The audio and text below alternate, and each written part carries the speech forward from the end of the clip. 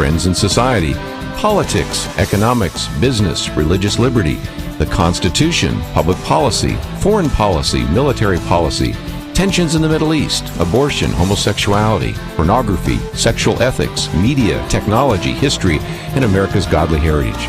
We talk about anything that affects your faith, your family, or your freedom. So don't go anywhere, because Point of View starts right now.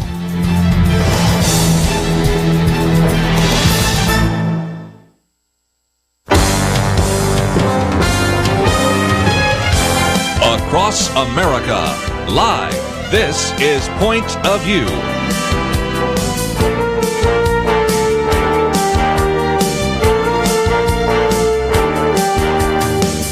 And now, Kerby Anderson. Thank you for joining me today. We're going to be talking about a lot of different issues, but we thought we would start off by giving you a little bit of an update on what is happening in the Middle East. I think this will really challenge you and encourage you. A little bit later, we'll get back into the news cycle. Of course, we've had repeal and replace for the issue of the Affordable Care Act, and what does that mean?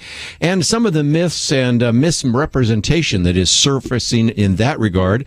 In the second hour, we're going to talk about how to prepare your high school graduates, or just even any of your kids, for the world out there, especially if they're going off to college. And we'll also give you a little bit of an update on what's happening right now in terms of teaching origins in the classroom. So we have lots to cover in the next 2 hours. Hope you can be with us for all of that. But I am privileged to have in studio with us once again a good friend who is the Vice President of Church and Ministry Partners at E3, individual that works in the Middle East, and that is Tom Doyle. He and his wife Joanne have been involved for so many years in places like Egypt and Iran and Iraq and Jordan and Syria and the Palestinian territories. In the past, we've talked about his book, Killing Christians, Living the Faith Where It's Not Safe to Believe. A new book out, Standing in the Fire, Courageous Christians Living in Frightening Times. And Tom Doyle, just always great to have you in studio. Great to be with you. Thank you, Kerby. You know, when I was in Florida, I went out of my way to go and hear you speak, even though you and I are in the same building on the same floor. I will still go to hear some of your stories, and they are incredible. Lately, I just heard you do a chapel, which was very powerful. But this new book is really an attempt to cause people to pay attention to, pray for, and be encouraged by the faith of these believers living in the Middle East. Well, you know, it really is. And we wrote a book, Killing Christians, and it talked about the martyrs in the Middle East. And I think a lot of people were shocked. Many of the new martyrs are former Muslims that have come to faith in Christ. And now they were willing to suffer. They were willing to die. Standing in the Fire is about those believers that have come to faith out of Islam, but have not left. Yes. They haven't left. They in Iraq, in Syria, some of them former terrorists that are there, and they should be dead. Yes. There's no reason for them to be alive other than Jesus is there just protecting them, like Shadrach, Meshach, and Abednego standing in the fire. You know, one of the things we talked about during Passion Week, I quoted you more than once, but you talked about the fact that in the Passion Week, from Palm Sunday to Easter, perhaps the most dangerous time in the year for Christians in the Middle East. Explain. Yeah, it really is. A couple years ago in Syria, an imam pronounced this, and of course, Muslims know that there are Christians in the Middle East, and they said, this is a week that we're going to wash the streets in Christian blood. And actually on Good Friday, Kerby, there were 7 young men that had been former Muslims that were found out by the Islamic State. They crucified them on crosses on Good Friday. Yes, and they said, you know, if you want to live like Christ, you'll die like Christ. Absolutely, that's the threat, and they put them obviously in public places. They see the implosion of the religion of Islam. They see what's happening, that they can only keep their people by force. And they see the message of love from Christ, from Christianity, is resonating with people who have endured a 6-year war. And they're concerned about it. So anyone that shows any signs of moving toward Christianity, they got to stamp it out, and they do it hard. I might just mention, we're going to tell the stories of some of these individuals. You use pseudonyms, obviously, because you don't want to expose them. But for just a minute, Tom, share how you get these stories, because we've talked with you and Johnny Moore, and some of you have gone to these refugee camps and heard the stories. In this case, you actually have been in those countries, and without and actually revealing too many of the secrets, tell us about how you get these. So we have national leaders in all of the countries we work in. So we're there in and out. they're there, 52 weeks of the year doing ministry. And so many times in this climate of war where Muslims are coming to faith in Christ, the stories are just something that it's hard for us to even fathom in the West. But I think our leaders are always on the lookout for someone that they want their story to be told because it uplifts them. Yes. It uplifts the body of Christ around the world. Well, and again, they are wanting, in many cases, to stay there, aren't they? Yes. There is always this tendency for us to pray that God would remove the persecution, or that God would remove them from the persecution. Yes. But some of them have a very different kind of mindset. Yeah, they believe that they're commissioned to stay and to not leave. So that could be persecution, probably, maybe even from their family. And it could mean death, and they stay, which is totally amazing to us. We think of trials and tribulations and what's the quickest escape hatch out. Not them. They want to stay, and they are praying not that the war would end, but that they'd be bold in the midst of it. Well, again, let me encourage you to find out more. We'll post some of this on the website, Standing in the Fire, Courageous Christians Living in Frightening Times. It came out in April. Of course, in the past, we've had Tom in studio talking about his book, Killing Christians. And I might just say, Tom, every time I speak on Islam, I always have a section on persecuted Christians. I always hold up your book and Johnny Moore's book. And now I guess I have to hold up two books because one talks about those who, really lost their lives for their faith. But this one's a little bit different in that you have individuals that somehow, and only, I think, apart from the hand of God, these individuals, as Christians, still live in those countries where there's great persecution. Yeah, absolutely. And I wanted to write it after being in about 30 churches last year and just seeing a climate of fear, whether it was the election, economy, the threat of ISIS in America, all of those things. Being around believers from Syria and Iran and Iraq, I didn't sense the nervousness or the fear. And I thought, what can we learn from them? So I decided to write their stories, and they're not leaving. Even though you see signs on television and Time magazine, the vanishing Christian Middle East, that would explain just the slice of the Christian population that's registered. That would never explain what's happened with Muslims that have left the religion of Islam, have embraced Jesus, and are staying. See, they're not going to go change their passport from Muslim to Christian. In some countries, they get arrested. Yeah. Others, they just get harassed and probably killed. So nobody really knows those numbers, but it is a vast underground church. And in the nation of Syria last year, our leaders tell us they saw more salvations than in the last decade of working there. Thousands of Muslims coming to Christ. In fact, other people I've interviewed here say, and they're seeing ISIS or the Islamic State, and they're seeing all the violence, and they're saying, this isn't what I thought Islam was. That's right. It causes them to question, and then whether it's hearing radio broadcasts, seeing dreams, having contact with another Christian, they become Christians in this. It's really true, and I think what they're seeing Jesus for who he is. Many are having dreams about him, hearing about him. They're seeing Christians for who they are. They're no threat. They're not trying to kidnap their children, rape the women. They're not doing anything like that. They trust him. One Syrian woman said, the only people you can trust in Syria are the Bible people. The Bible people. Radical Islam for what it is, and they're rejecting it. We're going to take a break, and when we come back, Tom Doyle is going to share some of the stories from the book, but you really need to get the book, obviously, because they're just powerful, very well written. Again, Standing in the Fire, Courageous Christians Living in Frightening Times. Tom Doyle in studio with us. This may be a situation where you just want to sit back and listen, but if you'd like to join us, we could open up the phones, 1-800-351-1212. I would also commend to you his earlier book, Killing Christians, Living the Faith Where It's Not Safe to Believe, and either or both of those books are going to be really a benefit to you. And we'll also talk a little bit about what is happening at E3 and I Am Second, some great resources there as well, and you can find some of those on the website. Let's take a break, though. We'll continue our conversation with Tom Doyle as we talk about his book, Standing in the Fire, Courageous Christians Living in Frightening Times. We'll have more right after this.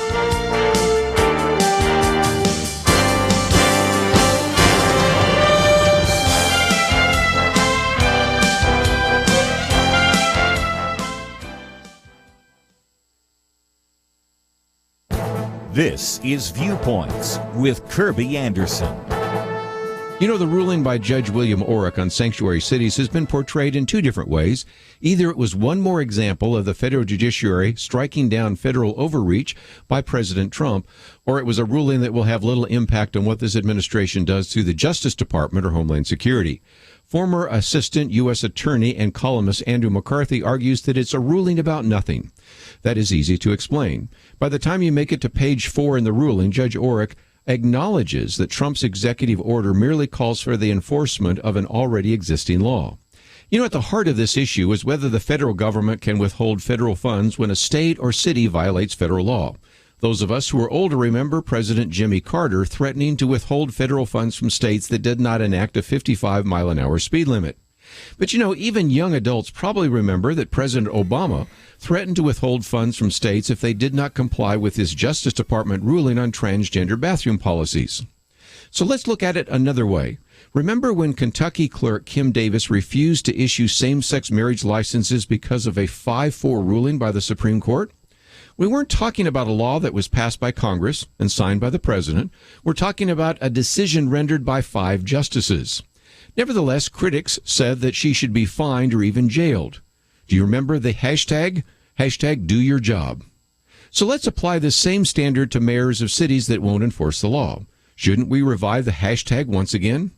The problem isn't an administration that might decide to withhold federal funds. The problem is mayors of cities that won't do their job. I'm Kerby Anderson, and that's my point of view. For more information about issues covered on Viewpoints, visit pointofview.net. Pointofview.net.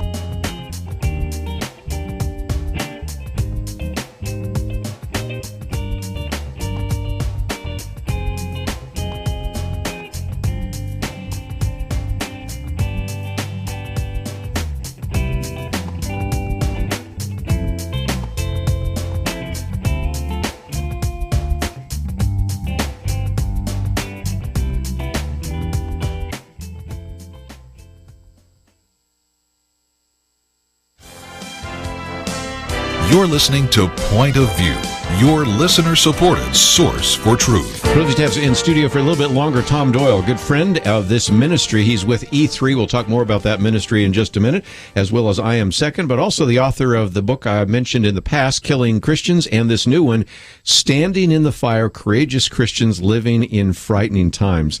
Tom, I know you've been on all sorts of talk shows, 700 Clubs. As a matter of fact, I noticed that we're going to have Gordon Robertson here taping a little bit later for an interview we're doing later on. So you've been on the 700 Club and told those stories, but share just a few of those from the book, because, again, these are stories to encourage us rather than discourage us during these times. Absolutely. It should elevate our faith. Yes. To hear about our new brothers and sisters in Christ standing in the midst of the fire. So there's this leader in Syria. His name is Fareed, and we jokingly say he gets more death threats than most people get mail. Wow. He keeps us updated on that. And recently he told us that he had 30 new death threats. And we said, 30?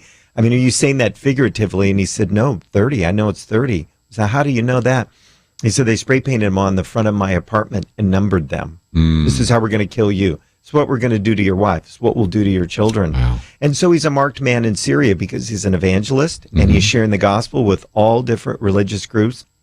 But there was a man that hated him to the point of threatening to kill him for 5 years. Yes. So Rashid would send him notes, would call him, would hang up, would text, and just say, I'm going to kill you because Alawites are coming to faith in Christ. They're leaving their religion.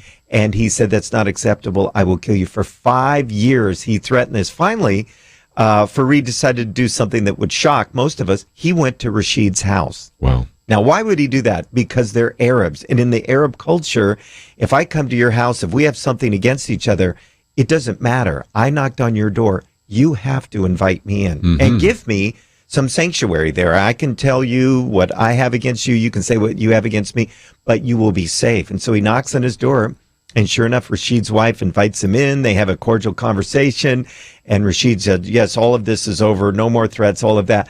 But Fareed was really smart. He said, I want to give a gift to your family. Mm-hmm. And he handed him a copy of the New Testament. Yes. And Rashid picked it up like it was radioactive. Yes. He couldn't, he just set it over. Yeah. And so he leaves, kind of an awkward ending to their conversation.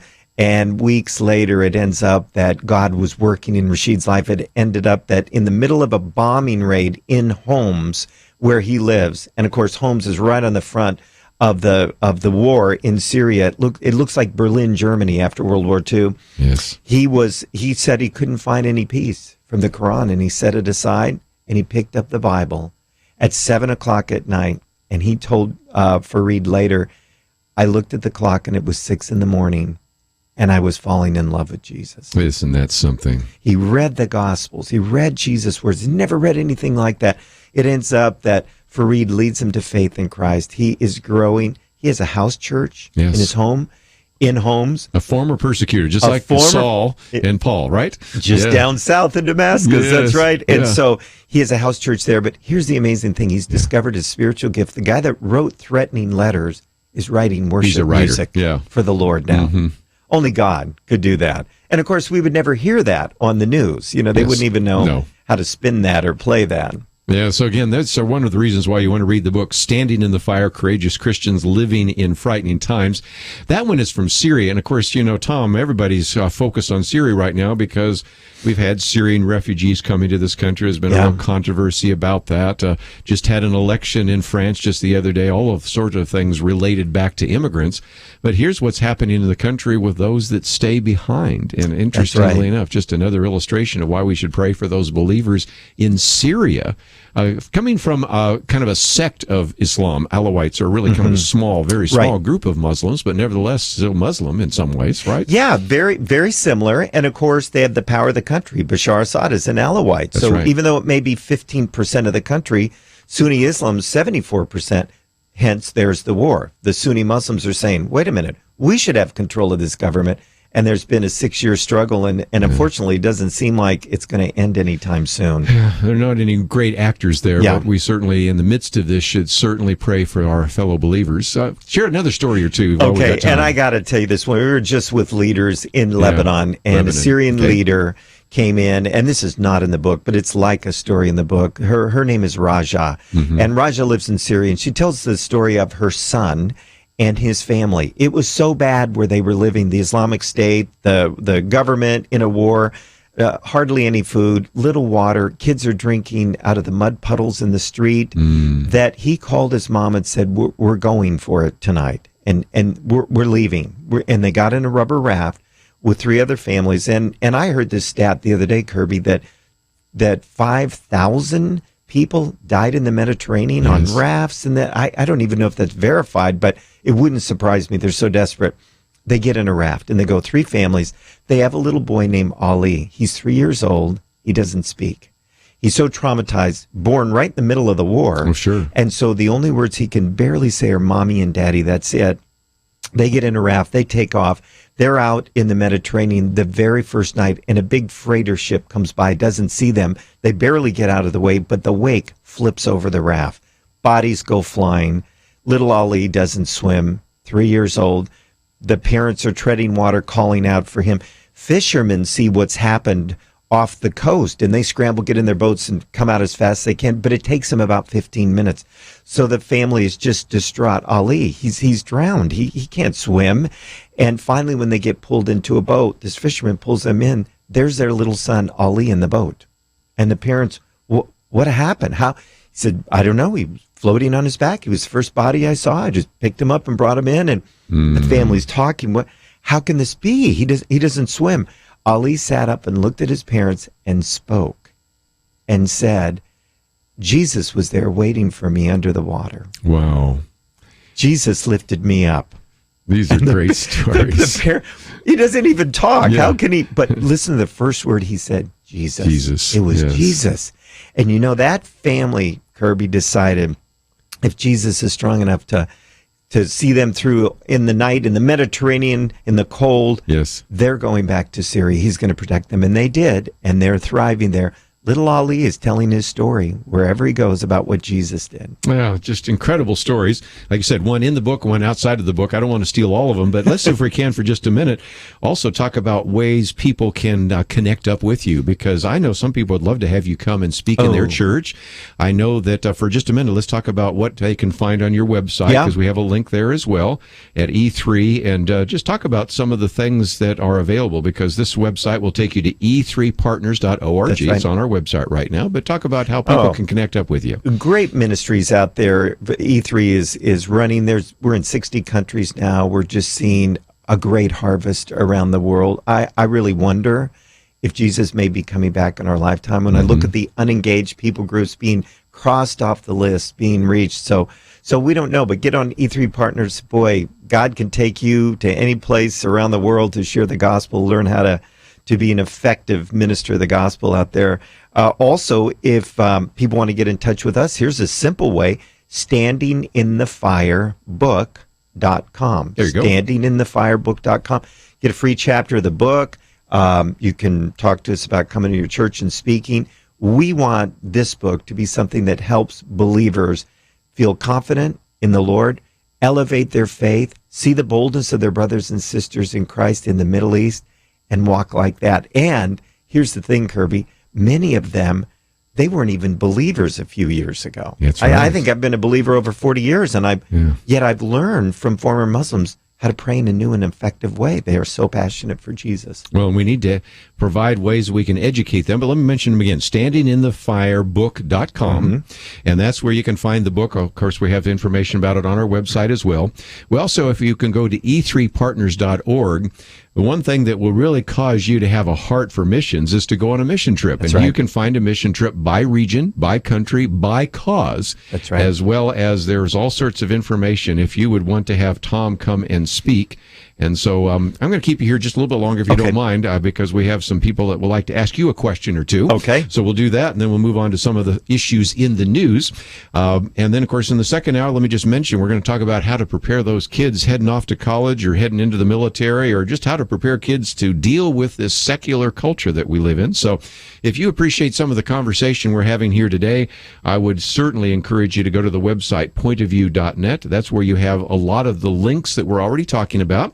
We have my commentary today, Viewpoints commentary on sanctuary cities, so we'll get into that a little bit later. Also some action items. And, of course, if you say, I really want to tell this story to someone else, we have a podcast, and you can click on that share button and send it to someone, or you could put it on your Facebook page or your Twitter account. Or, of course, we're also on the YouTube channel, so you could use that and then maybe tell some other people about that. You might even send it to your pastor and say, I'd really like to have Tom come to our church and share these stories. So we've made it real easy for you to get some of that information and pass it on to others. But when we come back, we'll take some phone calls too. 1-800-351-1212, 1-800-351-1212. Rebecca Hagelin has been influencing public policy as an author, columnist, and executive at places like the Heritage Foundation for more than 30 years.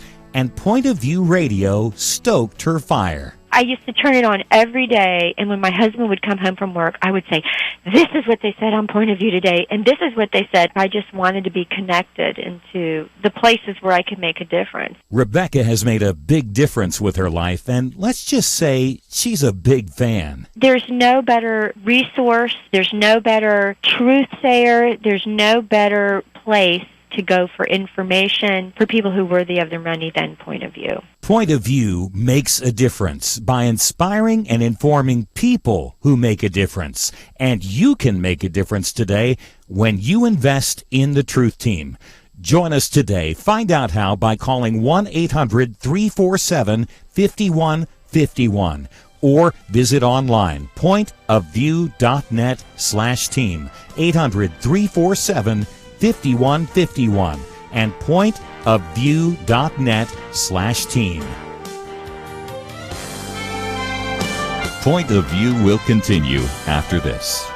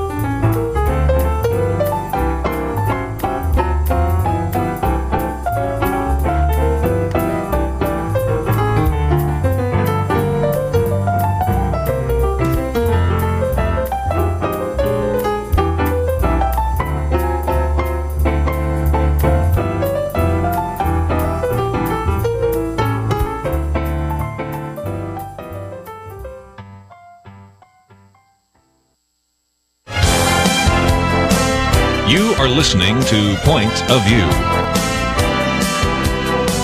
The opinions expressed on Point of View do not necessarily reflect the views of the management or staff of this station. And now, here again is Kerby Anderson. Tom Doyle in studio. We want to keep him here just a little bit longer and give you a chance if you had a question or a comment. 1-800-351-1212. Then we might get back into some of the issues in the news, depending on the number of phone calls. But again, talking about this new book, Standing in the Fire. And as we mentioned, you can go to the website. We have some links, standinginthefirebook.com, or simply to E3 Partners, either way. And we also have a link so that you can order it online if you would like to do so. I've said this before, but I'll say it again. If this does not light your fire, your wood is wet. I mean, incredible stories. And the earlier book, which I commend to you as well, Killing Christians, Living the Faith Where It's Not Safe to Believe. Of course, Johnny Moore, we've had him on the program. We've actually given to the Cradle Fund, and really want to encourage people to pray for believers in these areas and to minister and encourage those who are refugees in the refugee camps over there or in this country. So let's take some phone calls and give you a chance to ask a question or make a comment. We'll go to Georgia first. Bob, thank you for joining us today here on Point of View. How you doing, Kerby? Hey, I'm doing great, and I'm glad you gave us a call. What would you like to add to our conversation? I just want to say the church in America is really weak, and they really need to wake up and understand that half of the world right now is actually dying because they will not deny the Lord Jesus. And I mean, then you turn the page and look at America, and everybody's playing church, and if they don't get to the Cracker Barrel on time, have a little, conniption fit. And, yeah, going from preaching to meddling now, aren't you? But that's good. We need to hear this. I'm just saying it. I mean, oh sure. We're so lost in our little American world here, where we have plenty and no problems except traffic and it kind of leads to a weak Christianity, doesn't it? It does. And I'm just saying that people need to get up, get on the stick, get on the ball, and start living for Jesus, and understanding that Jesus said if a person isn't willing to forsake everything and follow me, he's not worthy to be my disciple. Wow. Tom, I know you could preach a whole sermon on it, so let me turn it over to you for a few minutes. Well, I used to feel guilty for being born here and working in countries where it's so difficult, but now I thank God it's His sovereignty that we were born here. We can get the word out in America, and that is happening.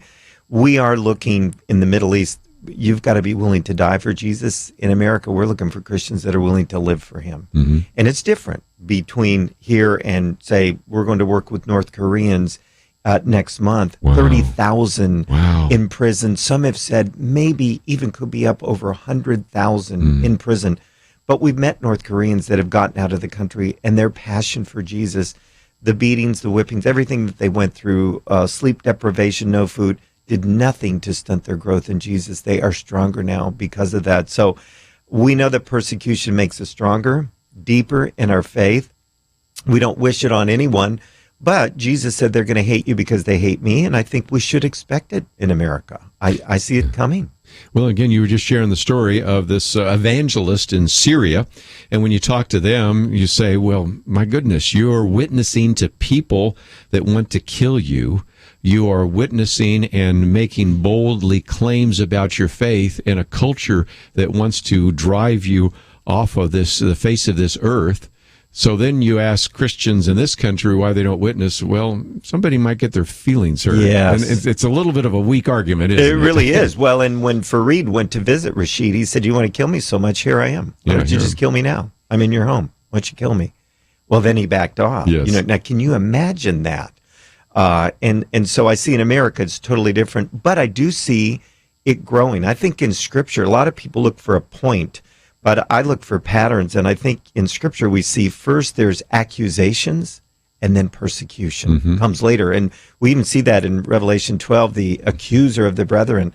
and then there was persecution, but they conquered him by the blood of the Lamb and the word of their testimony. They did not love life more than death.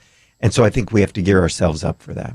Before we take another phone call, let's talk about what we can do. And first of all, let's talk to the pastors, because there seems to be some just sort of built-in structures which would allow us to educate various members of our congregation. There's a Persecuted Christian Sunday. Yep. Of course, you can talk about this during Easter and other times. So what, as we have pastors and Sunday school leaders and others listening, what would you suggest to them? How could they use your books, resources, E3 material in some way? We have study guides that go with the books. They're free. They're downloadable. Also, one of the things we want to do is move the church from fear to living by faith. And so we do a seminar, How to Love Muslims to Christ. Yeah. So we say at E3 Kerby, the Muslims are coming, the Muslims are coming, the Muslims are here. Yes. And they're not leaving. So are we going to shrink back in fear and think all of them are terrorists? It's not even close to that. But it dominates the news. We want the government to function, get rid of the terrorists, but we're the church. We've been called to fulfill the Great Commission. And for decades, we've been praying for that 1040 window. Yes. Look out our window. And the most 1040 of it, window is right here. They're right here. And most of that 1040 window are Muslim. You know, again, you and I are old enough. I'll say this now to our millennial listeners, because we do a millennial roundtable on Wednesday where they're all my kids' age or younger. Okay, but we do this for an outreach to millennials. But I'll say for the older ones, remember where they're really the closed countries were the communist countries. Today, I go to former communist countries and speak. Now, we still have problems with North Korea and China and a few places like that. But in most cases now, the closed countries are the Muslim countries, aren't they? That's right. That's right. And it seems to me that there's an opportunity for tent-making kind of missionaries and things, aren't there? Oh, absolutely. You can go, you can stay. You can stay here. Texas is the largest Muslim state in America right now. Wow. Used to be Detroit. Michigan area. Detroit went bankrupt. They can't get jobs. They may stop there to see their cousins as they enter the country, but they're heading to Texas. They're heading to places where they can get jobs. So they're here. We have an obligation to reach out to them. We can do that.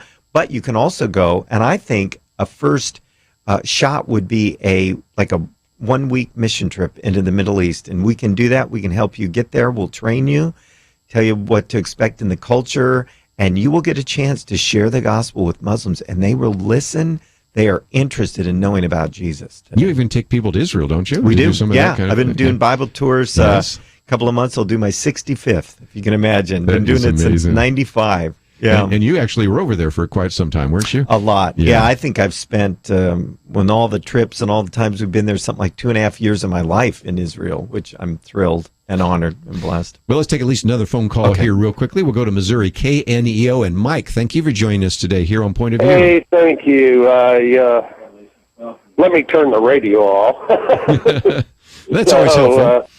I was outside working in the yard, but two things. Thank you.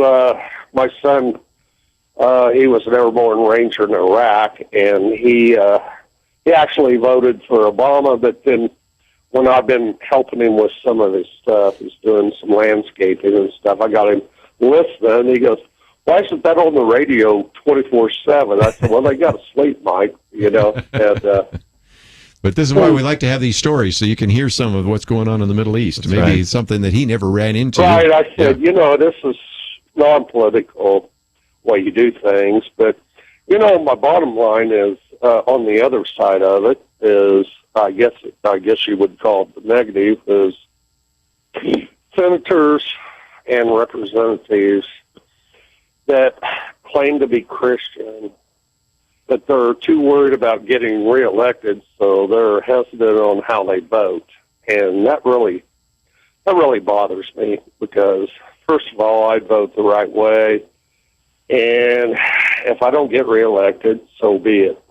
So I'm going to do the right thing, and I think a lot of those people they're just so political right now that they're afraid, I won't get reelected if I do that. Well, okay, you did the right thing. You ought to feel comfortable. Sure. Well, again, we need to take a break, and I'll get some comments from Tom Doyle just before we come back from the break, after we come back from the break. And let me just mention, if you just joined us, we've been talking about his book, Standing in the Fire, and you can go to standinginthefirebook.com. We also have E3 Partners, and since we talked about going, and since we have a little bit more time with him, I will spend a little bit of time encouraging you to go to that website, maybe even in the break right now. It's e3partners.org.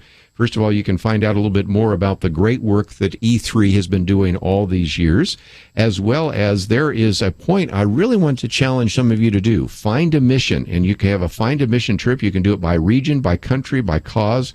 I would encourage some of you, if you've been hearing some of this, click in the Middle East and see what it might be like. And then you will be able, in some respects, after you talk to some of these individuals, maybe be able to write your own book. So we'll continue our conversation with Tom right after this.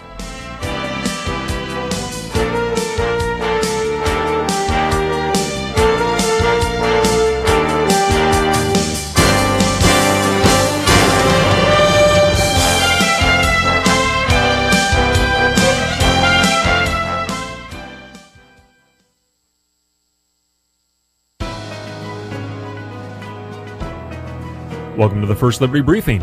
I'm Jeremy Dice. We recently discussed an Ohio court's refusal to consider the expulsion of a student studying for the priesthood from a Catholic college.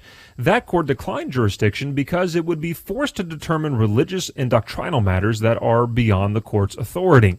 A recent case out of Pennsylvania shows us that religious organizations remain subject to secular courts on matters neutral to religion. In the Commonwealth of Pennsylvania, another religious college expelled a student weeks before graduation. The student alleged that he was expelled because of his race. The college asserted that the court would entangle itself in religious doctrine if it endeavored to hear the student's case, and therefore the ecclesiastical abstention doctrine should bar the court's intervention. But the state appellate court disagreed. It noted that determining claims for racial discrimination did not require the court to construe religious doctrine. The college had not claimed the expelled student violated any specific religious doctrine.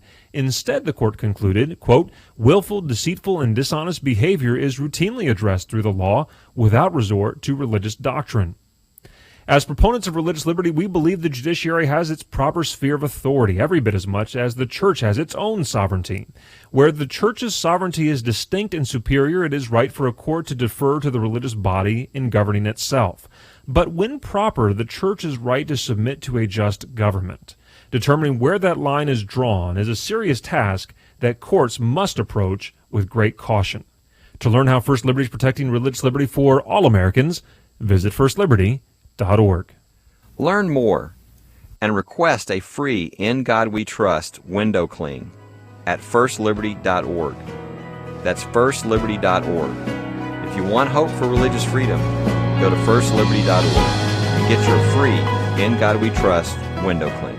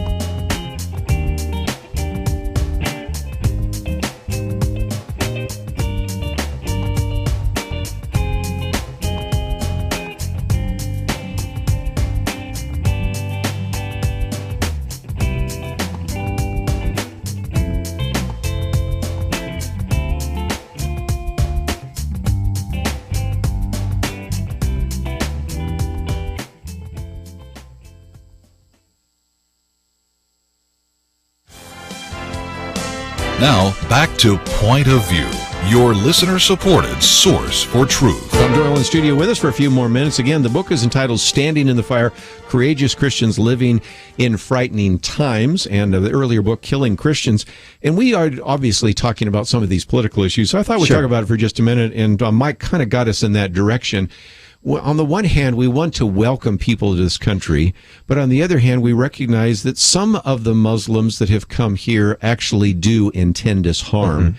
And you've even heard from people over in Syria that when they find out this person is in the United States, how did they get here? Yeah. You can understand why the current president says, I'd like to have more extreme vetting. You had a father work for the FBI, so you've been thinking about this for years, haven't you? Yeah, that's what he did with the mafia. He was involved in that and fought organized crime, and this is very similar to it. Most of the Muslims that come to our country just want better education, health care, a job. They want to feed their kids, good school, all of that. But it is the perfect storm for ISIS to come in. And so I think we should suggest to Christians to not look at everything through one lens like a telescope. Look through binoculars. There's two things here. One, looking through the right lens, we need the government to function. We need to screen out the terrorists. And there are some names here of people that in Syria, they were feared, and the country welcomed them when they left out of the Damascus airport. They wanted them gone. They're in America. We're going to have to watch out for them. But on the other hand, that other lens we're looking through is the church, and we've been called to fulfill the Great Commission. I think God's going to hold us responsible we're supposed to go to the nations of the world, and they're here. We don't even have to leave. We have millions of Muslims right here. Right here. And so Texas is the number one state. All states are growing. So instead of just looking and taking our worldview strictly from the news, let's look at what we're supposed to do as a church. Let's let the government function, but let's be the church and reach them with the gospel. Let's talk about that for just a minute, because whenever I speak on Islam, and I know that Joe Rosenberg and I are going to be teaching this summer at Word of Life up there in Schroon Lake, and that'll be a great opportunity. But I almost always have a section on how to witness to your Muslim friends. And first of all, you have to be somewhat culturally sensitive. If you invite them to your home, don't serve ham or pork, or, those kinds of things. Yeah. But a lot of times, what we find are, especially Muslims in this country, are really open, and just being able to ask them about their faith, being willing to listen, and offering them a Quran is, difficult because they're going to read the Quran, but offering them a Bible, they're like, well, I don't know if I can take it. But you can begin to show them in their Quran that they're actually permitted to read the Bible. That's exactly right. Yeah. And speaking of Joe Rosenberg, he's a good friend. He named the book. We were having dinner in Jerusalem, and the book was already accepted. I couldn't think of the right title. Didn't have it, Kerby. Usually with sermons and books, you get it right off the... And I told a couple of stories to Joel, and he said, man, they're like Shadrach, Meshach, and Abednego standing in the fire. And I thought, that is it. So that's where the title came from. That's where it came from. Good. But what was your question? How do we witness to our Muslim friends? Yeah. You know what? We want to validate them. We want to hear their story. Why did they move here from Syria? What did they see? What did they experience? Are they doing okay in America? Hey, listen, they're watching the news too. And sometimes they're very marginalized. We were in Walmart one day, and all the lines were full except one. We got in the line, and there was one person there, and the checkout lady was covered. She was a Muslim woman, and we saw people come and look at that line and just keep going because they didn't want to deal with it. So we want to hear their story. And then we do get them into the Bible, but we do it in an oral way. We say, you know what? We love stories too. Let me tell you one. This is a true story from the Word of God. Jesus was in a boat one day with his friends, and the wind started whipping, the waves started splashing, and they got nervous and scared. And then we tell the story. You know the story very well, and we get them to engage with that. What do you think about that story? Did you like that? Did it seem strange to you? And we get them interacting with the Word of God, where the power is, and they want to hear more. And then after we've heard their story, God's story, then we tell our story. And mine is this: I used to do religion, but it didn't do anything for me. There were too many rules. I kept forgetting all the rules, get in trouble with my religion, not keeping the rules. And when I did keep them, I didn't feel closer to God, so I got rid of religion. And they will always say, what did you do? I gave my life to Jesus, started a relationship with God. Good. And they want to hear that. They want to know about that.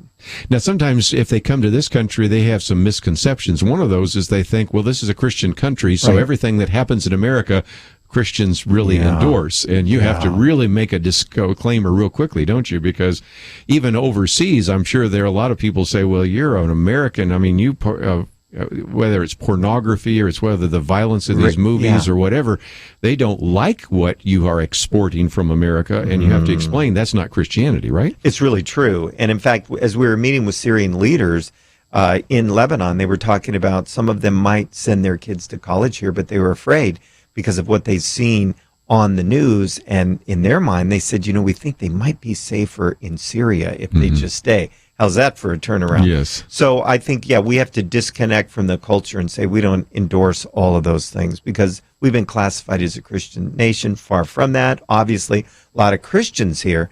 But really what we need to do is divide all that and just lift up Jesus. Because he said, if I be lifted up before all men, I'll draw them to myself.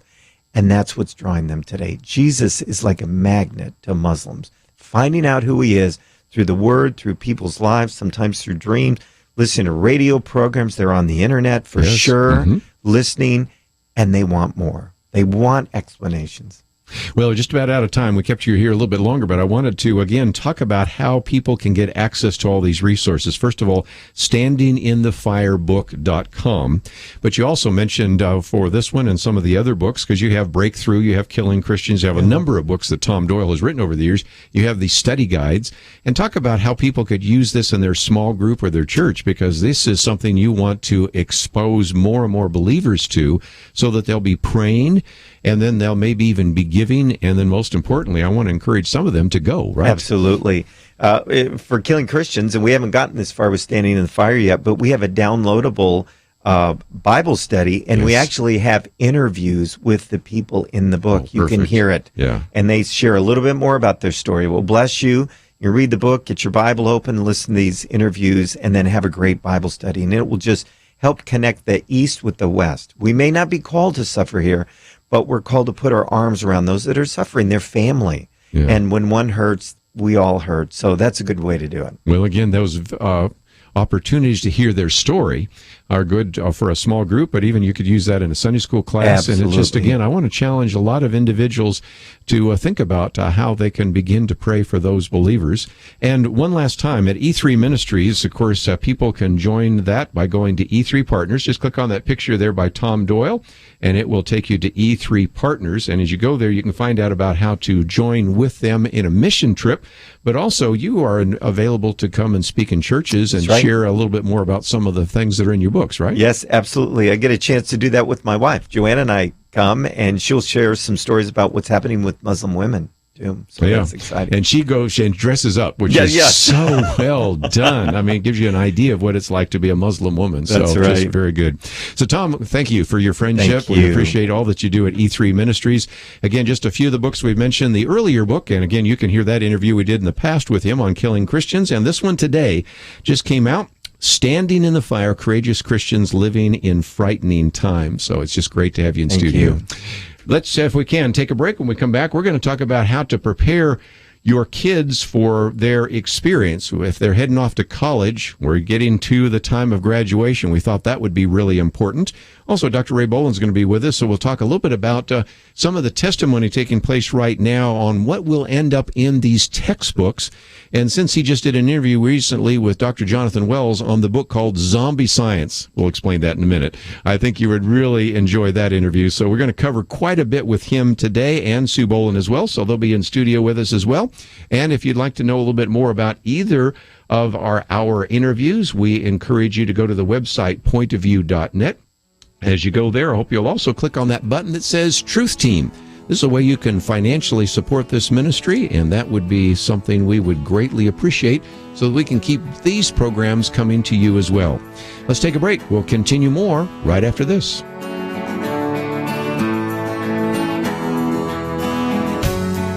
A 2013 survey asked people around the world whether sex without marriage is morally wrong. Every country where more than 90% said, yes, it's morally wrong, Islamic. The worst two, tied at 6% saying it's wrong, France and Germany, the nations of Calvin and Luther. Catholic Italy, 11%. Simply sad. The United States, well, 31%. Not even 1 in 3 thinks extramarital sex is morally wrong. Our nation needs a truth team very badly. Support Point of View Radio today at pointofview.net. Set up your monthly gift by clicking the Truth Team 360 picture and then carefully follow the directions. Pointofview.net. By phone, you can give at 1-800-347-5151. 800-347-5151. 51. Or mail that first donation to Point of View, Box 30, Dallas, Texas 75221. Box 30, Dallas 75221. Point of View will continue after this.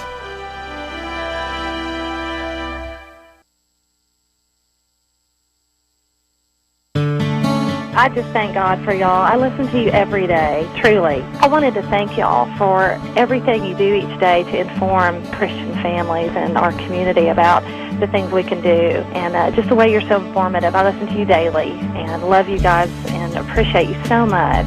God bless you, Kerby, for keeping this show so on track and for the decades of wonderful help to this nation that Point of View has been. We're all big fans of your work, and we pray that God will just prosper it.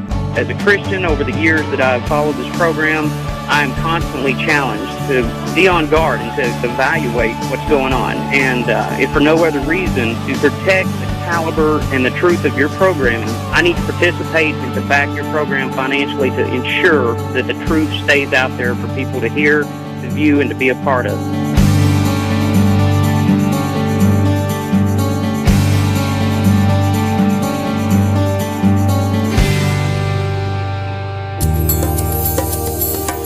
This is Point of View Radio.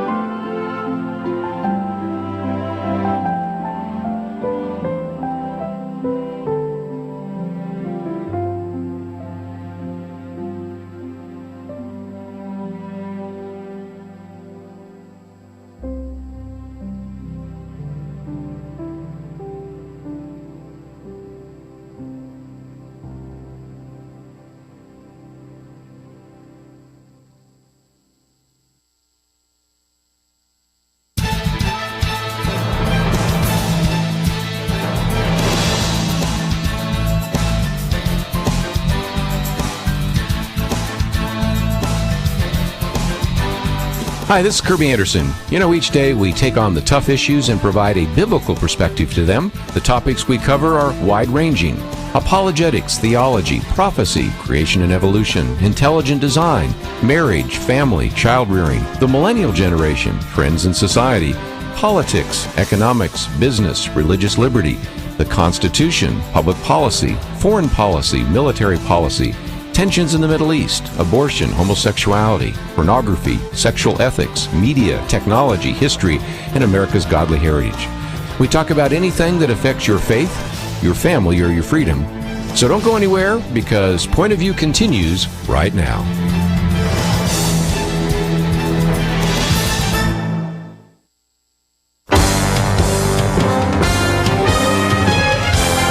Across America, live. This is Point of View.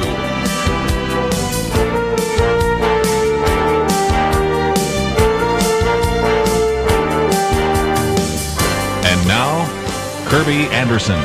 Well, it's May, and that is usually graduation month. And perhaps you have a child or a niece or a nephew or a friend or someone else that is graduating. How confident do you feel about their ability to stand for their Christian faith in this hostile culture?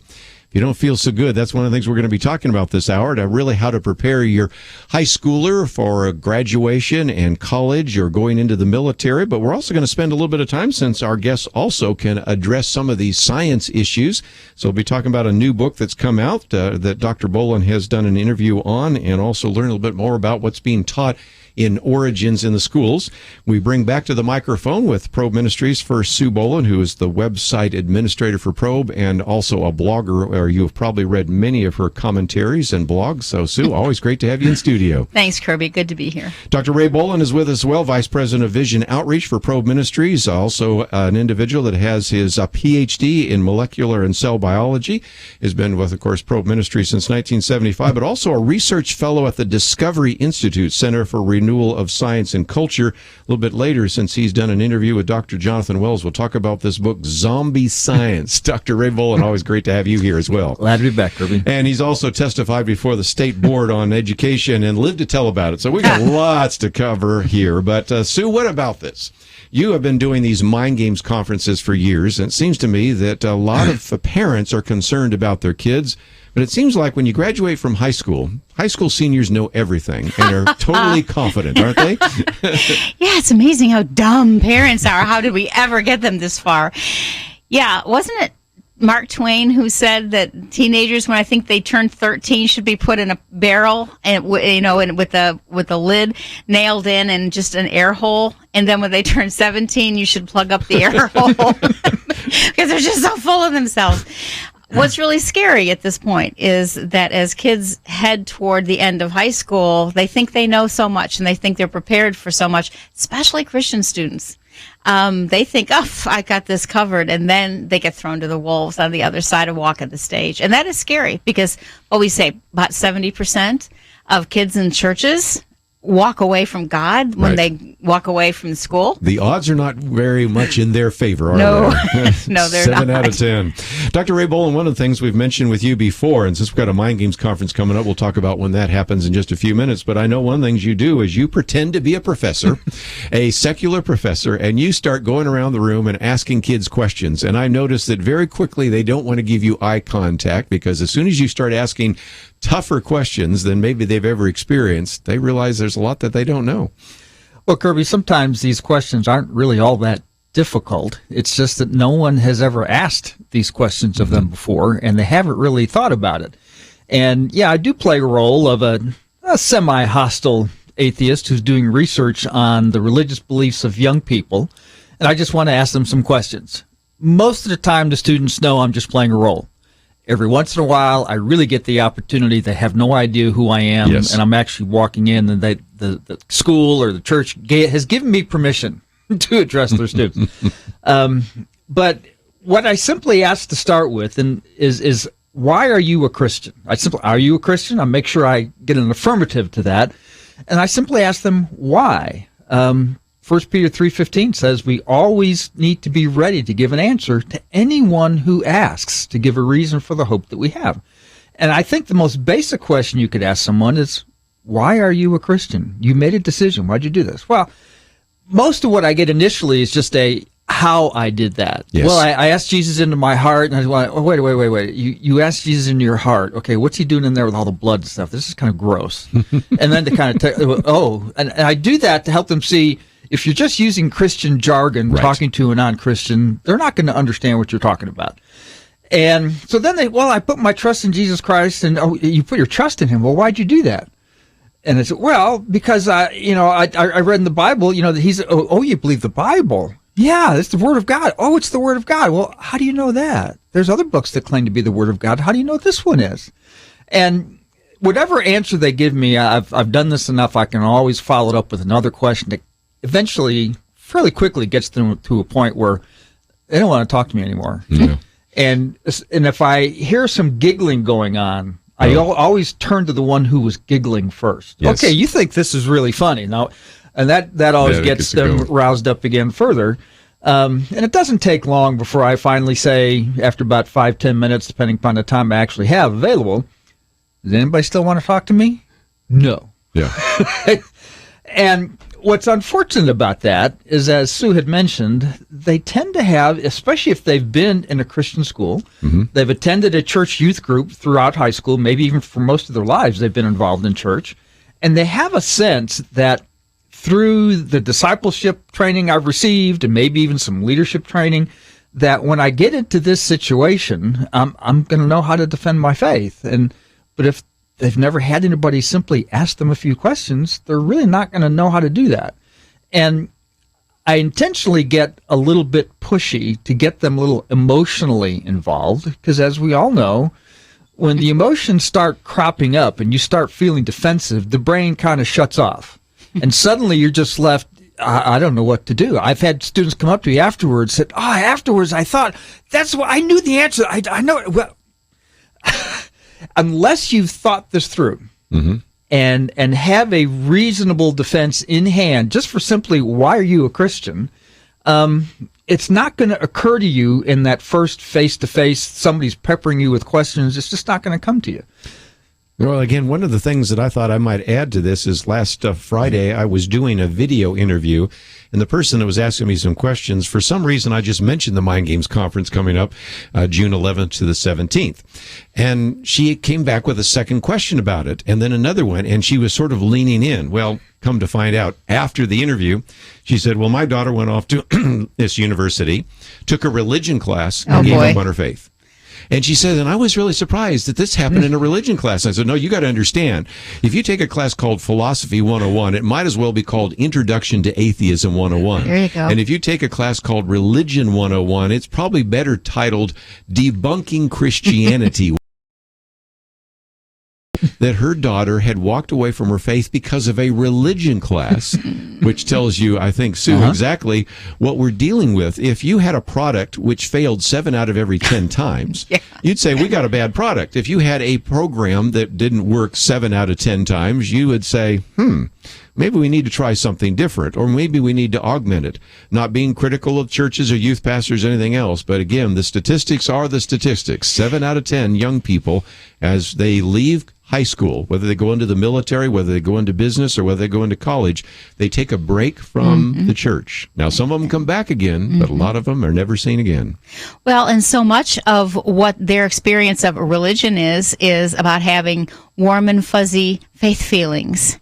And many of them don't know that Christianity is an evidence-based, fact-based faith. It's not about feeling warm and fuzzy and about your religion and about Jesus. We need to disabuse them of that and teach them what the truth is. Let's take a break, and since we've talked about the problem, do we have a solution? Yes, we have a couple that we're going to suggest.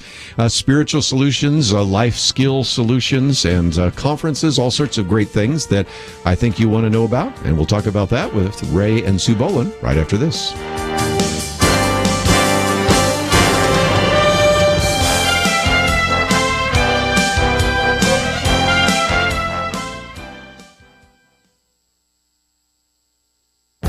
This is Viewpoints with Kerby Anderson. You know, the ruling by Judge William Orrick on sanctuary cities has been portrayed in two different ways. Either it was one more example of the federal judiciary striking down federal overreach by President Trump, or it was a ruling that will have little impact on what this administration does through the Justice Department or Homeland Security. Former Assistant U.S. Attorney and columnist Andrew McCarthy argues that it's a ruling about nothing. That is easy to explain.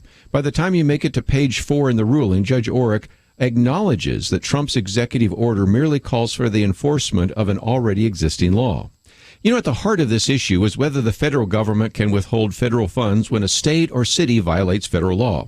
Those of us who are older remember President Jimmy Carter threatening to withhold federal funds from states that did not enact a 55-mile-an-hour speed limit. But you know, even young adults probably remember that President Obama threatened to withhold funds from states if they did not comply with his Justice Department ruling on transgender bathroom policies. So let's look at it another way. Remember when Kentucky clerk Kim Davis refused to issue same-sex marriage licenses because of a 5-4 ruling by the Supreme Court? We weren't talking about a law that was passed by Congress and signed by the president. We're talking about a decision rendered by 5 justices. Nevertheless, critics said that she should be fined or even jailed. Do you remember the hashtag? Hashtag do your job. So let's apply this same standard to mayors of cities that won't enforce the law. Shouldn't we revive the hashtag once again? The problem isn't an administration that might decide to withhold federal funds. The problem is mayors of cities that won't do their job.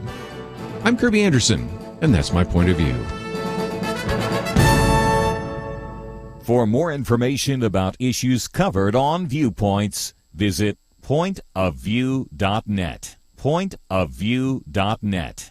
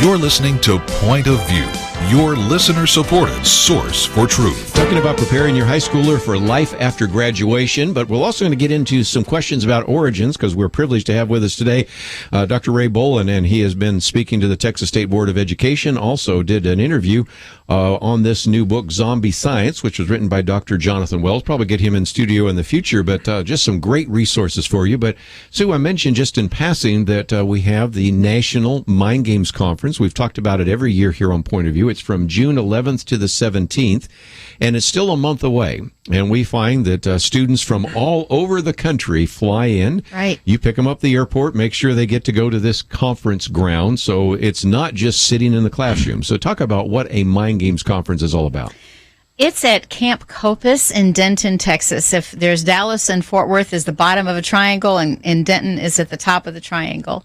So people can fly into a couple different airports or drive in, depending on where they're coming from. We have 1 week where we have several hours of instruction each day, but we've got to make sure we have lots of free time for processing what they're learning, talking about it with other students, other participants, having fun. There's a ropes course one day. We are very intentional about making it possible for kids to connect with each other, and that is one of the biggest takeaways every single year is, man, I made the best friends here because it's small. It's never more than 40 people. Sometimes it's quite a bit smaller than that, which means everybody feels like they've been seen and heard and understood, and people have gotten to know me. And we keep hearing literally years after someone has come to Mind Games. It has made such a difference in my faith. People have gone on to become military heroes. They've been elected to public office. Still walking with the Lord, so many of them. And it's been really encouraging to pour into them not just what we have academically or in our minds, but also just spending time with them, eating our meals with them, playing with them, and just basically total immersion in apologetics and worldview and what is a Christian view on XYZ, and what difference does it make in your life? One of the things I know, Ray Bohlin, you do is teach on science. And there are a lot of young people that are saying, I'm trying to figure this out. I want to maybe be a biologist. I maybe want to be a doctor or a nurse. I want to go into pharmacy. But this whole origins thing, I don't know what to think about this. And I don't know how to think about this whole area of bioethics. So you really take them through quite a bit, don't you? We really do. We find that the science issues today tend to be avoided because people don't feel confident in those areas. And unfortunately, oftentimes those who do feel confident probably shouldn't be. As I've gotten to talk with some of them. We covered the origins topic and about the origin of the universe, the origin of life, how life is developed, helping them see the clear evidence for intelligent design, as well as offering them a critique of standard evolutionary theory. And what I do find frequently is that many of them, especially if they're coming from a homeschool or a Christian school environment, they really don't know that much about evolution. And whether it's in private conversation or not so much in my presentations, but I try to help them understand, okay, this is something real. These aren't stupid people out there. They're bright, they're intelligent, they've worked on this for a long time, and your questions aren't going to scare them at the start, you know? So, try to be a little patient, be teachable, learn what they're trying to teach you, but again, have your rabbit ears on, if you will, to begin to know how to detect what's right, what's wrong, what's exaggeration. And we do cover some of the ethical issues with genetic engineering, cloning.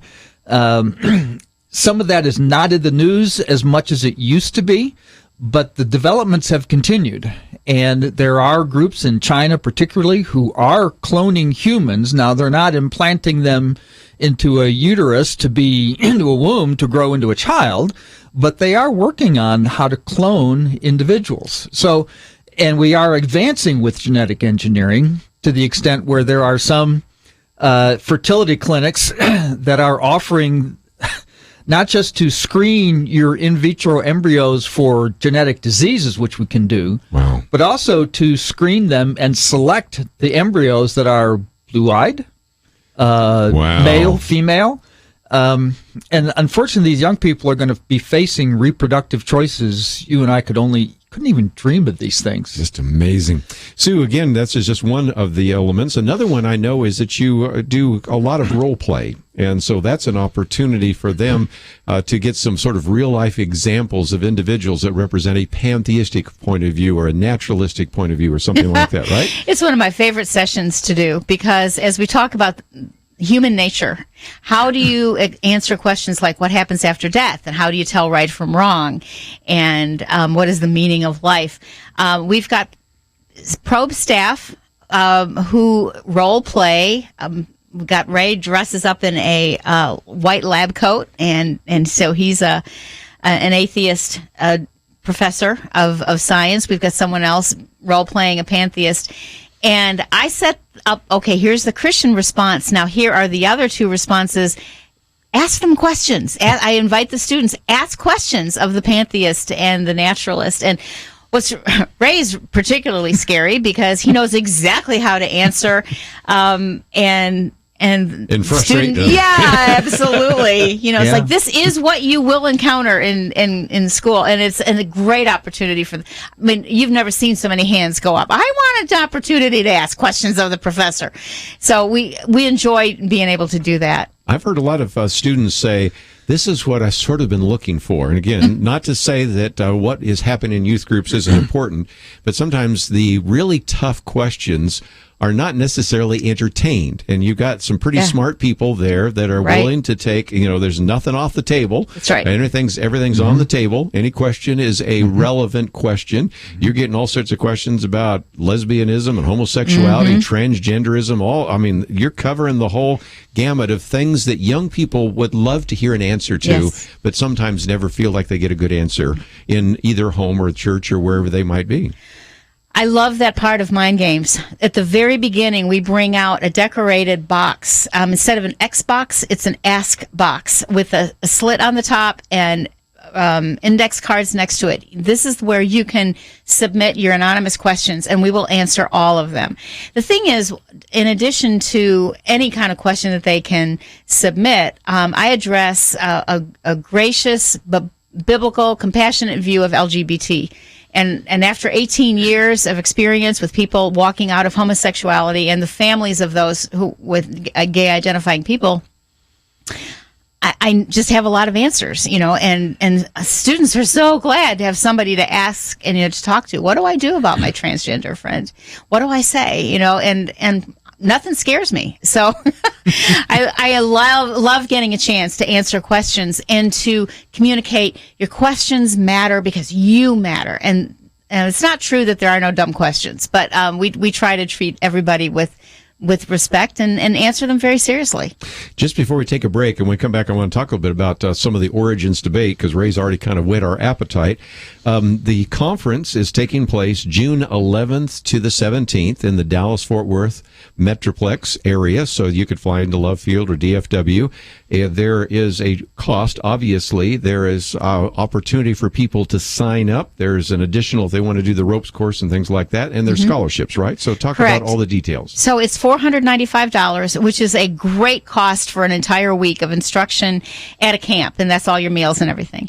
$20 for the ropes course, and we do have scholarships available courtesy of Interstate Batteries. And actually, no one has submitted a scholarship request yet this year, which we only have 1 month left. So bring them on. We've got the whole week is full, but not packed. Yes. And so it's a good balance. So again, all of that is available. You can go to probe.org, but if you just click on next to the picture of either Ray Bohlin or Sue Bohlin, it will take you right there. And I'm going to give you an assignment. Even if you say, well, I don't really have a child going off to college, but I know somebody that is, I would encourage you to, first of all, there is a video. It's less than 3 minutes, and watch the video and then click that share button and send it to them. So they might say, I didn't even know this existed, and I still got a month away so that I could actually have my child go to that. So I would encourage all of you to watch the video. It's less than 3 minutes long. Click the share button and put it on your Facebook page. You can put it on your Twitter account, or most importantly, send it to somebody that might really be interested in knowing about this. And when we come back, we'll talk a little bit about what you can do to prepare your kids, because, some of them maybe aren't going to college, but there are books like World Proofing Your Kids and all sorts of other things that doesn't matter where your kids or grandkids' age are. There are some things that you can be doing. And we also want to talk a little bit about some of the science issue, because I know that Dr. Ray Bohlin has testified before the Texas State Board of Education on how these textbooks are written. That's a fascinating story unto itself. And, of course, some of the new resources that are available. So let's take a break. If you'd like to join us, we'll also open up the phones. 1-800-351-1212. 1-800-351-1212. And go to probe.org or pointofview.net. We'll be right back. Rebecca Hagelin has been influencing public policy as an author, columnist, and executive at places like the Heritage Foundation for more than 30 years, and Point of View Radio stoked her fire. I used to turn it on every day, and when my husband would come home from work, I would say, this is what they said on Point of View today, and this is what they said. I just wanted to be connected into the places where I could make a difference. Rebecca has made a big difference with her life, and let's just say she's a big fan. There's no better resource, there's no better truth sayer, there's no better place to go for information for people who are worthy of their money than Point of View. Point of View makes a difference by inspiring and informing people who make a difference. And you can make a difference today when you invest in the Truth Team.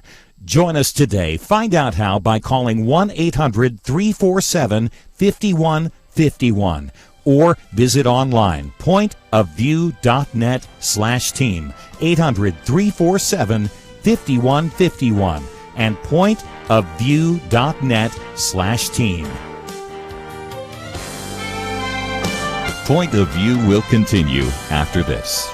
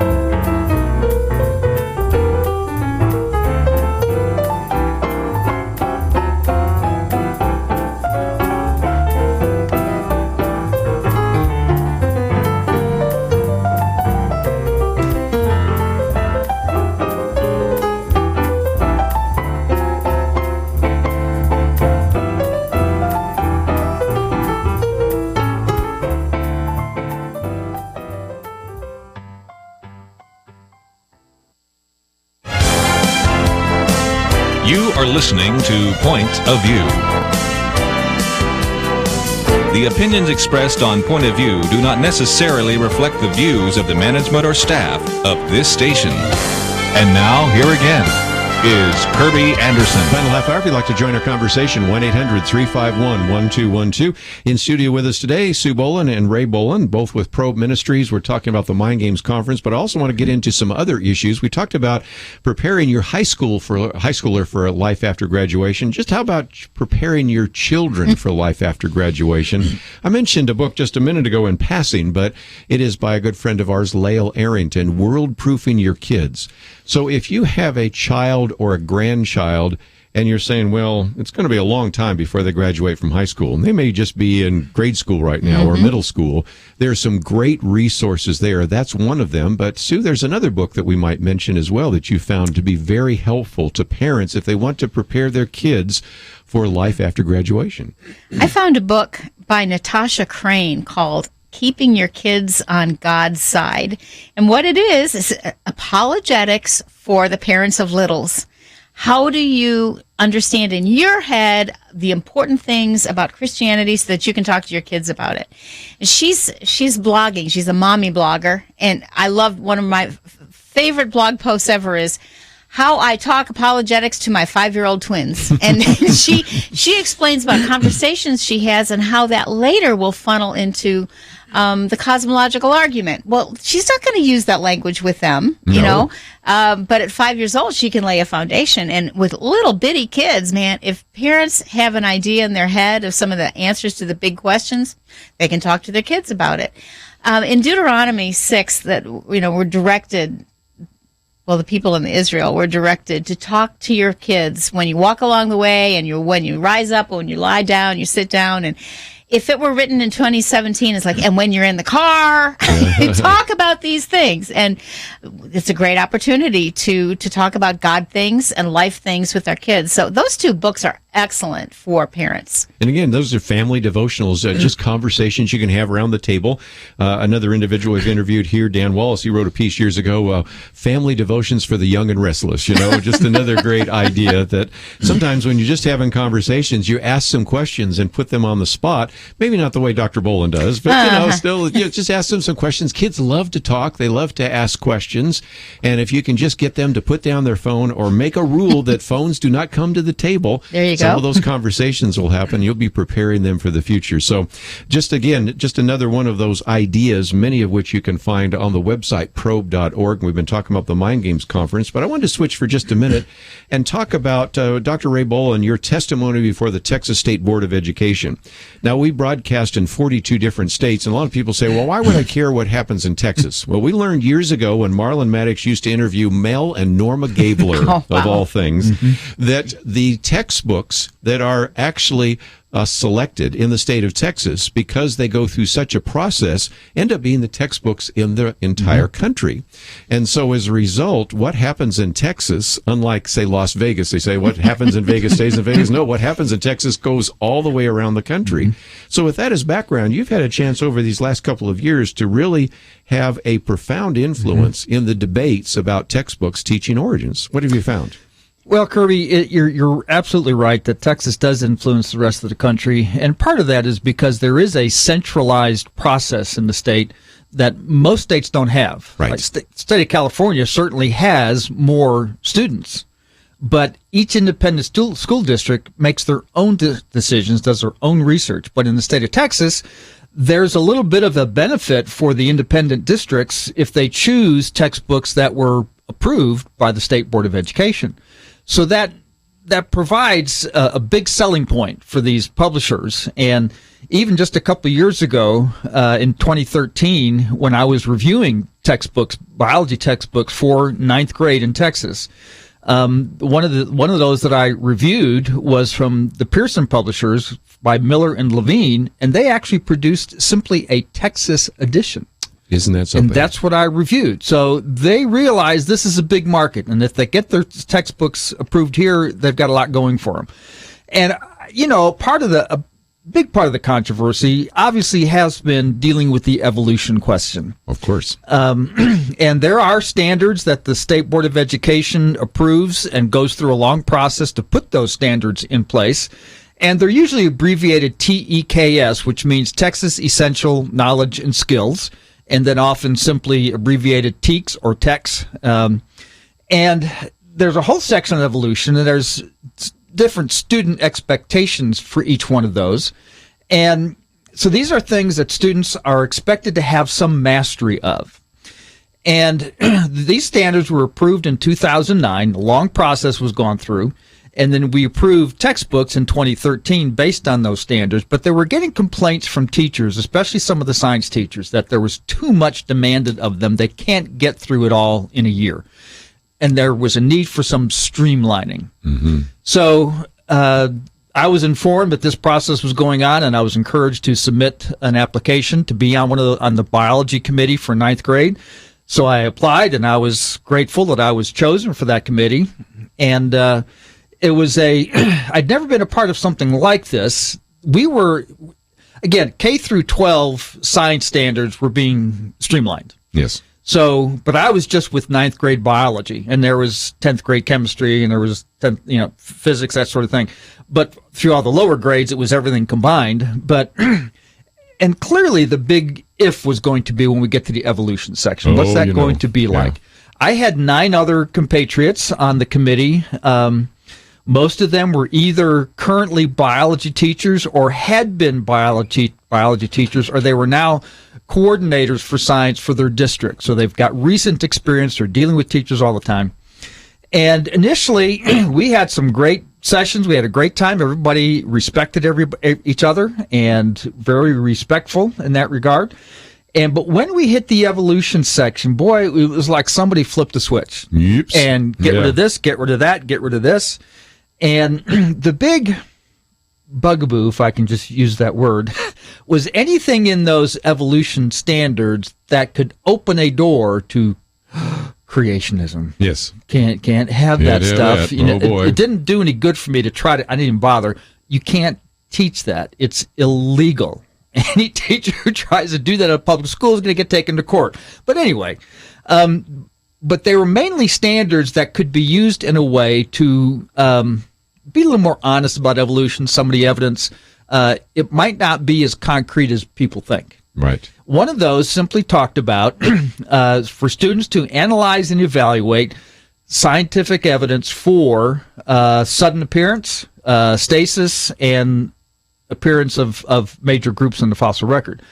And the sudden appearance thing they don't like, because that would seem to indicate, well, if it appears suddenly, there wasn't an evolutionary development to it, and people could interpret that differently. And they wanted to remove it completely. Wow. And the committee could only make recommendations.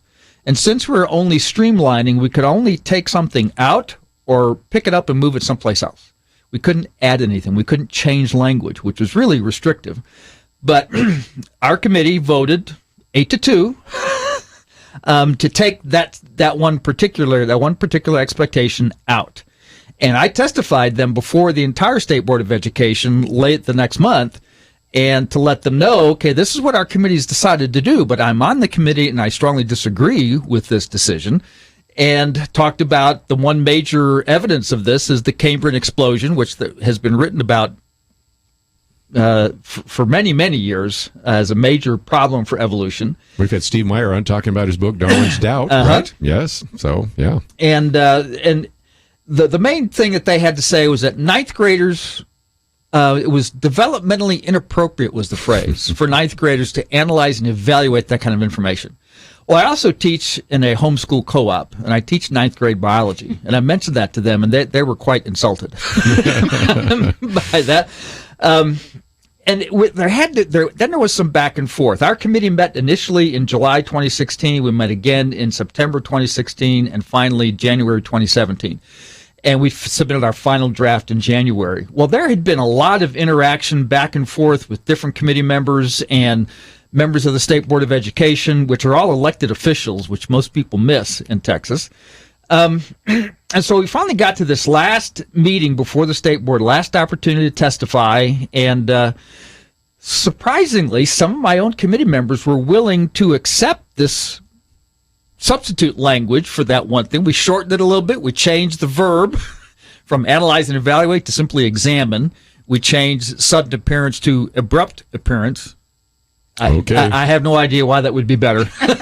And suddenly they were willing to accept that. So you got some victories out of this. Well, we got several in the sense that everything they wanted to take out and completely remove, we found a way with board members as well, because the board members make the decision. Yeah. We make a recommendation, they vote. And so we got it all back in there in one way or another. That is just incredible. So again, just a little victory that you may not have heard about simply because of someone being willing to, again, make a difference, speak out, and provide some testimony. We have a lot more to cover. We will do that right after this.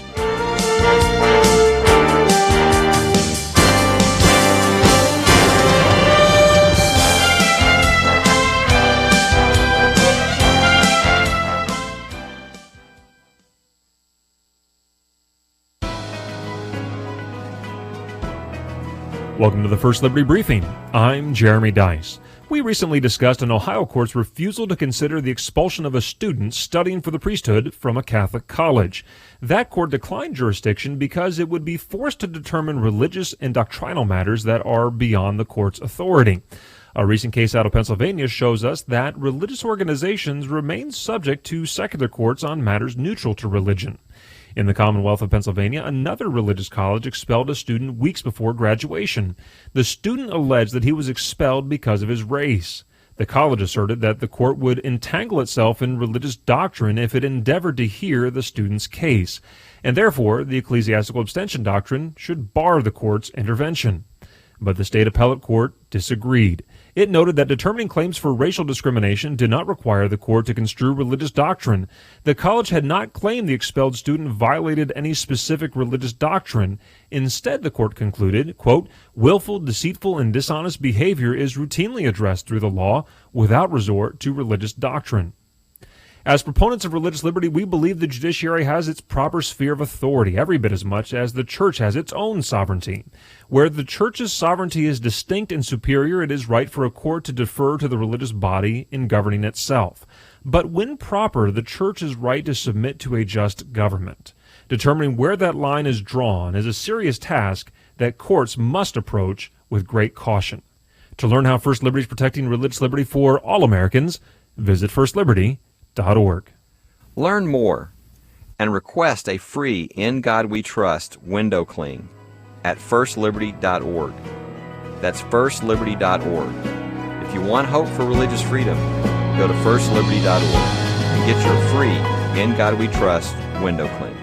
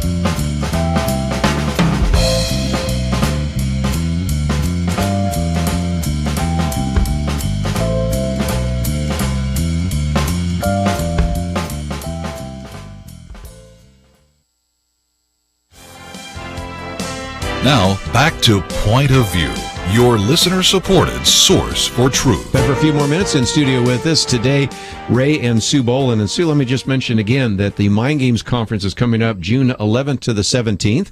We've done previous interviews with you, but did want to mention this at least one more time before the plane flights get expensive. Yeah, that's right. You've got an entire month now to plan, and I would encourage this as a great graduation gift to your young child. But again, many of you listening say, well, I don't have somebody graduating, but I know that all of us know somebody graduating this year. That's right. So my suggestion is to go to the link. And again, you can just go to the link. It's either by Ray Bohlin's picture or Sue Bohlin's picture, or just go to probe.org. There's a video. It's 2 minutes and 51 seconds long, so it doesn't even take you 3 minutes. Watch the video or part of it, and then click that share button and send it to somebody that you know might be graduating. And if you send it to the graduate, they think, oh, I don't need that. But the parents, they're going to say... Send it to the people paying the bill, right? Pay the people that like to go. So if they go to probe.org and scroll down a little bit, they'll see a young guy, the target age for our Mind Games participants, with a banner that says... confidence, not arrogance. And that's what we're looking for. And it says, Mind Games Camp, June 11th through 17th. That's what they're going to be looking for, is the Mind Games guy. You click on that and you'll have access to the video that you're talking about. Great video. Camper forms, more information, pictures from previous years, video testimonies of alumni, which is great for students to see each other. What are people like me saying, and a sample schedule, different scholarship application, that sort of thing. Lots and lots of things to click on to get information. And again, most of the kids, when they get there, really enjoy it, but I have seen a few heel marks in the back of the room. Yes, sir, you have. But as soon as they get there, they go, I had no idea. And this is so different. And sometimes you can't even get them to go to bed Friday night because they recognize the next day everybody's leaving. That's so it. Again, all of that is the Mind Games Conference. Wanted to give you at least 1 month warning one more time so that you could sign up. And it's amazing. Scholarship application, there's a little click on there that people could get access to as well. So Mind Games. But also, just for a few minutes, wanted to talk to Dr. Ray Bohlin. He is the research fellow at the Discovery Institute Center for Renewal of Science and Culture. You and Dr. Jonathan Wells were teaching here just recently. And I know that you do radio interviews with individuals, and you've interviewed Dr. Jonathan Wells. We'd like to get him on, but this book is entitled Zombie Science. Now, it's not about zombies, it's about icons of evolution, but it's about these icons, these sort of myths of evolution that hang on just like zombies. They just never die. Is that right?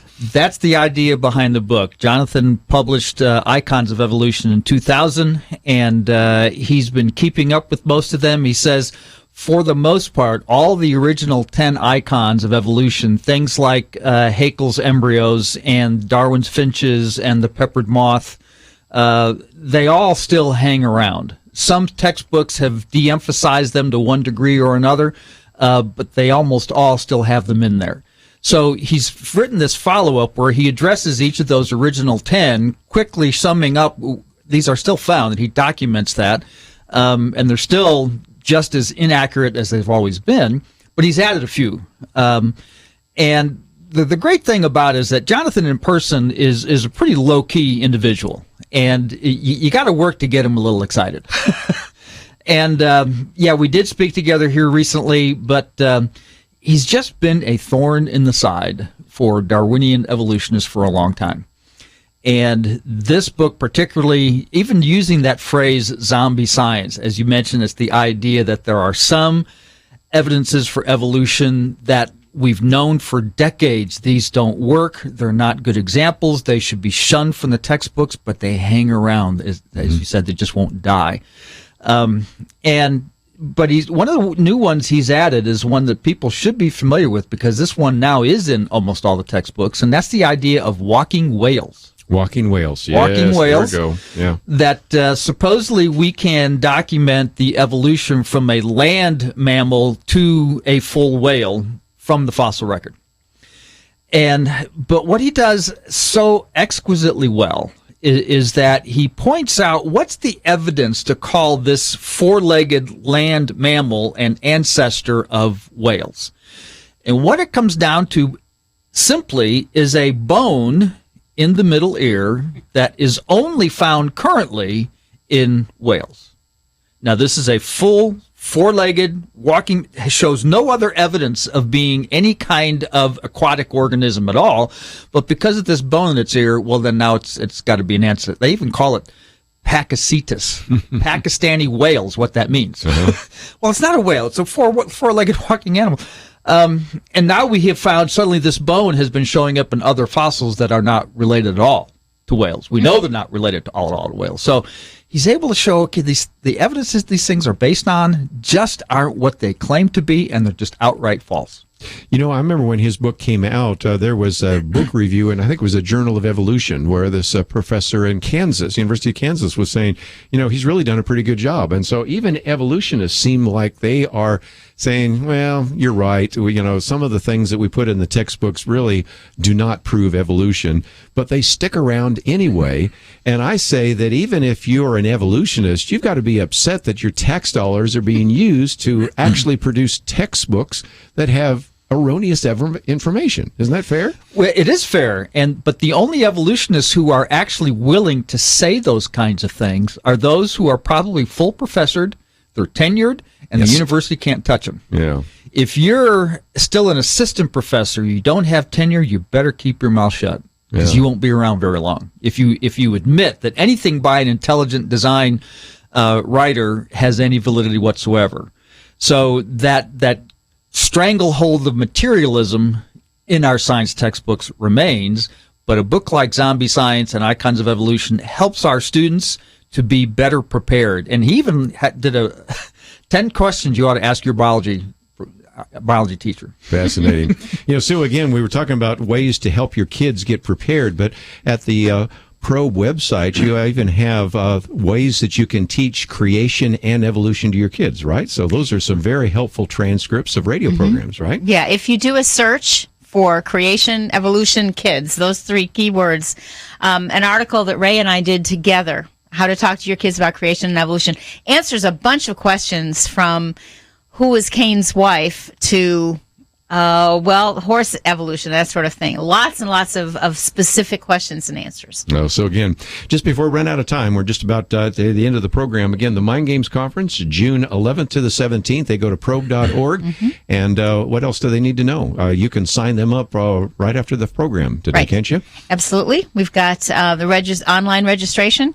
If you don't like to do online registration, you can print out a paper one and mail it to us. We can do that too. We've got plenty of spaces available, and we would welcome your son, your daughter, your grandson, your granddaughter, your neighbor. Send them. We'll take good care of them. So again, all of it available at the website, probe.org, or you can go to pointofview.net. We have the link there as well. So Ray and Sue, thank you for being with us today. Our pleasure. We are going to have to say goodbye. We've got a lot of things to talk about tomorrow. We'll get back into the news cycle, but just before we say goodbye, let me just mention that you could watch this program again by going to our YouTube channel. You could listen to it again and maybe send the podcast, or Ken, like I suggested, you might want to just take that video and send it off and let someone else know about this, because as our kids go off to college or they go out into the world and business or ministry or whatever, sometimes they're really challenged in their faith, and so we would encourage you to do what you can to prepare them in that regard. And we gave you a couple of ideas and hints in case they aren't high school graduates, some books and resources to take advantage of as well. As you go to the website, don't forget we are dependent upon your financial gifts to keep this ministry going, so you might join the Truth Team and join with us as well. I want to thank Andrew and Elisa and Shamila for their help behind the scenes. We look forward to seeing you back here tomorrow, right here on Point of View.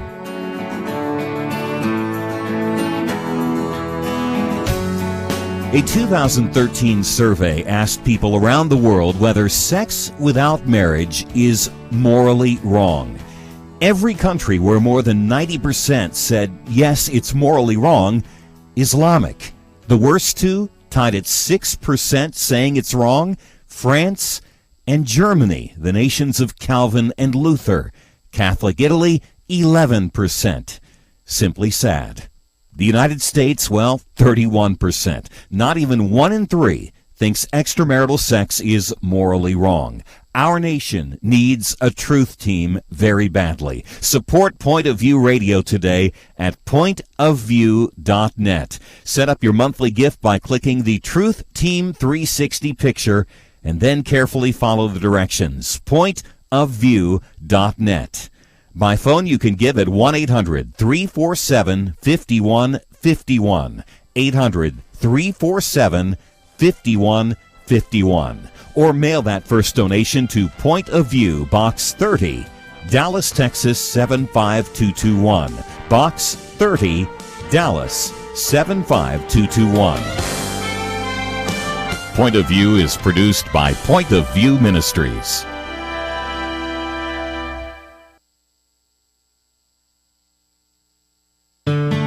I just thank God for y'all. I listen to you every day, truly. I wanted to thank y'all for everything you do each day to inform Christian families and our community about the things we can do, and just the way you're so informative. I listen to you daily and love you guys and appreciate you so much. God bless you, Kerby, for keeping this show so on track and for the decades of wonderful help to this nation that Point of View has been. We're all big fans of your work, and we pray that God will just prosper it. As a Christian, over the years that I've followed this program, I'm constantly challenged to be on guard and to evaluate what's going on. And if for no other reason, to protect the caliber and the truth of your programming, I need to participate and to back your program financially to ensure that the truth stays out there for people to hear, to view, and to be a part of.